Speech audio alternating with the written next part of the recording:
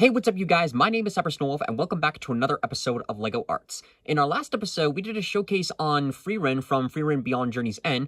Now this time, we're going back to solo leveling and showcasing more on the Army of Shadows. So we have 4 new shadows with Tank, Iron, Tusk, and Beru. So I did plan on making more and more shadows, and I still plan to do so. But I figured that since I've already got a couple of them down right now, I figured that it would be enough to do at least one more showcase on solo leveling before I go back to doing some more shadows. And I chose to do like some of the more iconic ones this time that I think they turned out really, really good. I'm especially proud with Tusk and Beru, which I'll explain as we go further on into this. So, as you guys know the drill, we're going to take these minifigures one at a time, do reviewing them, explain the process, why we went with this route, and then go from there. So without further ado, let's get the pedestal out and get the showcase on the road. So to start off our showcase is the Shadow Alpha Ice Bear Tank. So this figure was pretty straightforward to do, as it mostly just took some sculpting and paintwork. The base body that I used was a standard polar bear minifigure. I probably would have had a better shot at just using a black bear, but I didn't. But I couldn't find any, and I saw that like the polar bear was much cheaper, so I figured of like, okay, let's just get that paint and give it like a base black paint, and then just go in from there. Which honestly turned out pretty good, aside from a couple of fixes that I had to do here and there. But the overall design is pretty straightforward, as I just took a bear figure and then just added in some Procreate clay all around with the figure. So the design that I used the solo leveling Arise variant, as I talked about it in my last solo leveling showcase, but I like the designs much more, or it gives more of a challenge, and they look so much cooler. So I really liked that, especially Tank's design. I thought was way cooler. So some big challenge that I did had was to sculpt on with his mohawk, or like the flaming part of his back. I wanted to sculpt out in a way that the back part of this he could still have some articulation in his head, and that the clay wouldn't accidentally fuse all together. But thankfully that worked out pretty well. What I mostly did, as I did on the bear itself with the rest of the mohawk, was I pretty much just applied on a strip of clay first on the back, and then added on to the head, and then I just took like strips and sculpted out in sort of like the flaming mohawk effect, and made sure to at least leave this gap untouched, so that way the clay wouldn't fuse together. With the arms, well, I guess more like with the front legs, I sculpted on like with some of the spikes, and then just painted on with this metallic purple that I think looks really cool. The eyes, I actually had to redo these a couple of times because the paint kept slipping off, but thankfully I was able to get it just right to make it work. I lightly sculpted in some clay to add it in with some teeth, as well as with his fangs, that turned out much better than I thought it would be. So I definitely was happy about that. I did try to paint on Tank's like front part, for where he's got that large crossed out X, but these front legs don't move at all. They are stuck in place.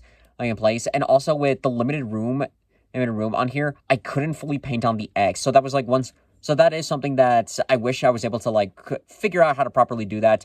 But aside from that, I am happy with how it turned out. I also sculpted on like his claws on all 4 of his legs as sort of like an additional detail to like really add more to the character overall. So I'd say that only other thing that I'd do was maybe like change his size to make him like a really massive bear as he is like in the anime. But I don't think there is a bear mold about that size. I think it would have to be more of a buildable approach. So I wouldn't mind doing Tank again in the future, but for now, I'm pretty happy with how this tank turned out. So I'm next up on the list is the former White Tigers Guild Captain Kim Iron. So this figure was a lot of fun to do, as it mostly did a lot of sculpting work is what I did for this one. So to start off with, let's get the weapons out of the way first. So with the shield and with the Warhammer, the Warhammer was pretty easy, as I just took a Lego staff, glued on an axe head, and modified a stud piece to give it like some extra weight onto it. To get the full Warhammer, I think turned out good. The shield was a spare shield that I had for, I think it was like a Mega Bloks thing, that I thought it looked good and had the right shape. So what I did was I sanded off the original design, sculpted on as accurate as I could with the iron shield and Arise, and even included in some detailing work to represent with the flames. So with the weapons out of the way, we can focus on the rest of the body. So to get the overall shape and design for Iron's more muscular frame, I used a custom piece that I got from Titan Brick Store, aka Titan King 3D, and it had and they have like this cool muscular piece for like the upper torso or so, with these cool movable arms. So I figured that we can go ahead and try those, and I think it turned out pretty good as it provided a good base for Iron's frame, and I basically just sculpted all around with the figure front and back. And back, including like the flaming mane that I think was supposed to be part of like a fur coat. I did some paper and clay on the lower half to get like the waist piece with the cape. I used extended legs that I got from Venom, and then like with the head mold, I painted around it. Well, also sculpting it around it, as I originally was going to use a helmet mold, but I couldn't find a helmet that matched up pretty well. So what ended up doing was basically just sculpting around it. With the overall design, including on with the horns, which I'd say it honestly turned out much better than I expected. And then just painted in with the face and everything to give like his angered warrior kind of look. And then like with the arms, you could see like I tried to sculpt on the bowl piece like he has in Arise, and then on the other side sculpted off with the rest of his armor. It took a lot of references of like going back and forth and to figure out like how to minimize everything to Lego format. But I'd say I did a pretty good job overall. Like it was definitely a strange approach to do. I'd say like the only like downside with this one is that like the hands, at least with the shield one, I was able to fully get on there. But with the Warhammer axe, I had to modify it a bit to like fully put on and try to fix on with the figure. So it's a little damaged on with the hands, but aside from that, it works out pretty well. It was overall a pretty fun and simplistic build to do. Iron's like not one of my top favorites, but I definitely do like his dynamic with some of the shadows, and it is pretty funny of like just seeing them interact overall. And again, this was a fun build to do.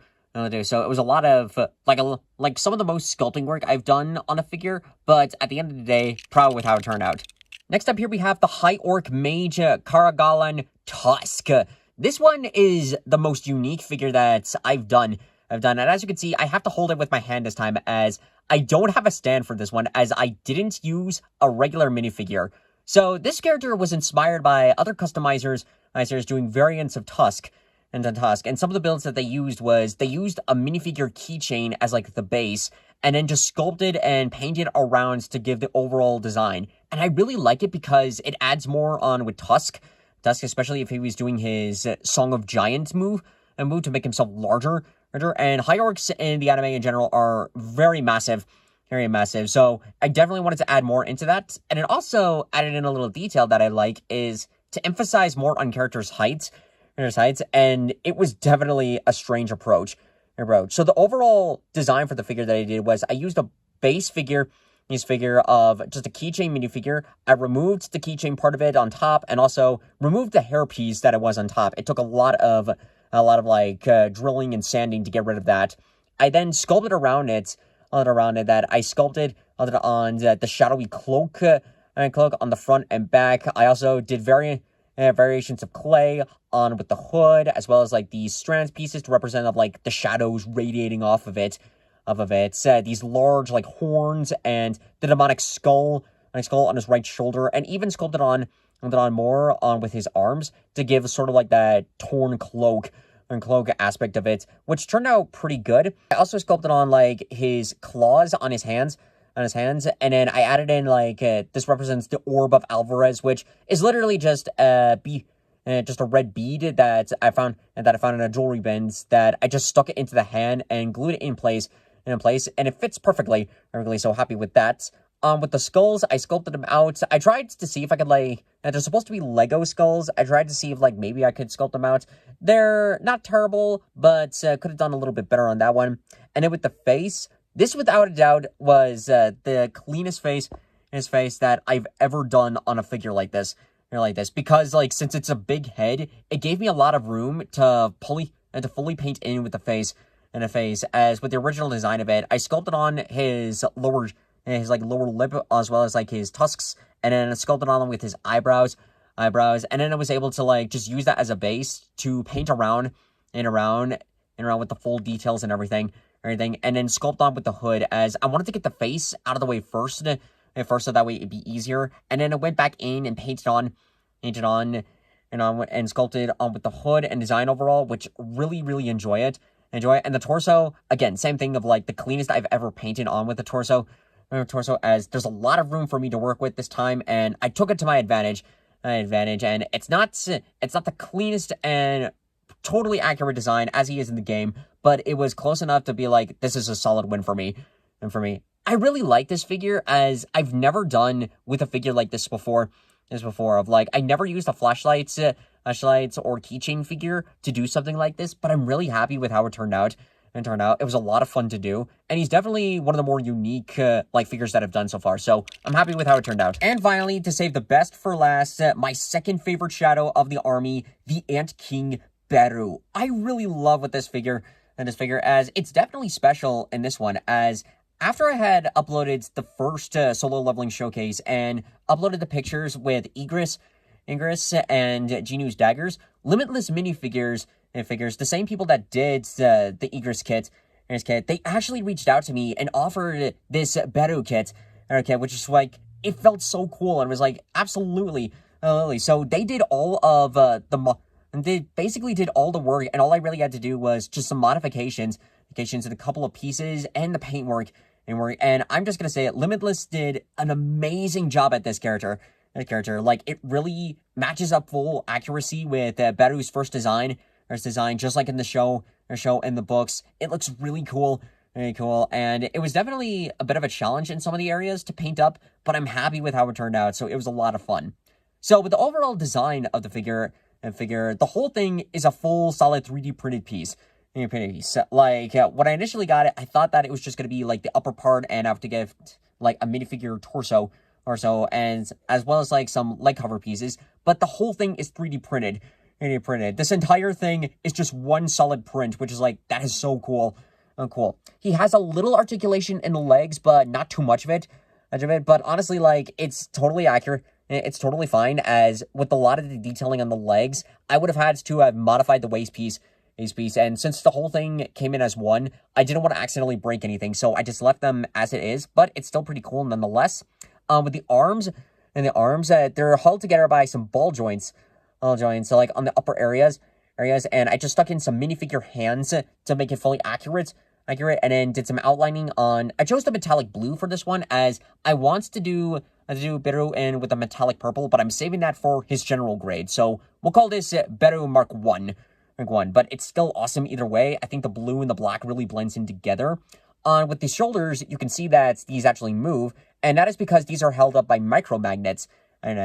So when I got this kit, I saw like these holes in the top of his body, as well as like with the shoulder pieces, and I realized, oh, these are micromagnets. So I was able to like, and I still had a couple of magnets from when I did Little Nightmares and the Tom and Jerry bit. So I decided to use some of those magnets to fully add into it, and it's a really good call, as it allows like these shoulder pads to like move up, and you can have like a bit more articulation on with the arms. It matches up pretty well, and it's really cool. The head can't move at all. It's just a solid piece, but I definitely had to be careful, as I nearly broke off one of these antenna pieces, but thankfully I was able to get the full thing all together, and it still looks really cool. I like the design on the exoskeleton, and then like moving on to the back, we can see like he's got his wings.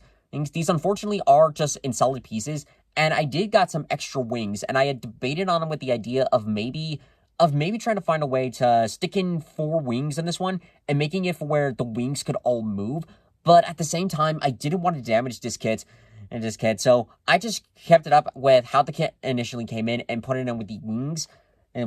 When I do Beru's general grade variant, I definitely want to find a way to see if I can make the wings movable, but that's a problem that future me will deal with, as with right now, with looking at the overall design of it, it's so awesome with how they made this figure. Like, it's so cool. I really like how the blue and the black really pop out, and it was just overall just a fun character to try and customize, and it was a lot of fun to make. And there we go. That's gonna do it for this episode of LEGO Arts. I hope you guys enjoyed this video, and just to close it off, here we have Jinwoo and Igris to fully complete the Shadow Army we have so far. I definitely want to do more solo leveling figures, as a couple of hunters I wouldn't mind doing, especially after playing solo leveling a Rise. There's a couple of hunters that I wouldn't mind taking a crack at trying to do their designs. I definitely plan to do more shadows shadows, as I'm already like in the works with Igris's general grade. I definitely want to do Beru's general grade, and there's many more shadows that I definitely would love to try out. So I'm definitely going to be working more on these figures in the future. I'm hoping to at least do like a couple of more showcases before the end of the year, because I suddenly realized it's almost the end of the year and it's like, oh, there's some more stuff I got to do. So we'll hopefully get at least like 1, maybe 2 more episodes of LEGO Arts out before the end of the year. We'll see how it goes. But for now, that's going to be it. I'm really happy with how these guys turned out. If you're interested on purchasing with Limitless figures, like if you want to see with your own solo leveling stuff, if you want to try out with Titan Kings and King stuff, I'll include links to all their pages in the description below. Go check them out, show them some love, because they do phenomenal work, and it was just really awesome to overall work on these figures. So I can't wait to go back to more solo leveling, and yeah, for now, that's going to be it. So if you guys want to see more videos like this in the future, be sure to subscribe to the channel and hit the bell for notifications. It really helps us work on Let's Plays, LEGO projects, and we're mainly here to have some fun. So overall, thank you guys so much for watching this video. If you liked it, hit that like button, comment below what you think, share it to your friends, subscribe to me on YouTube, follow me on Twitch. Thank you all so much for watching. I'll see you all next time in the next video. Goodbye!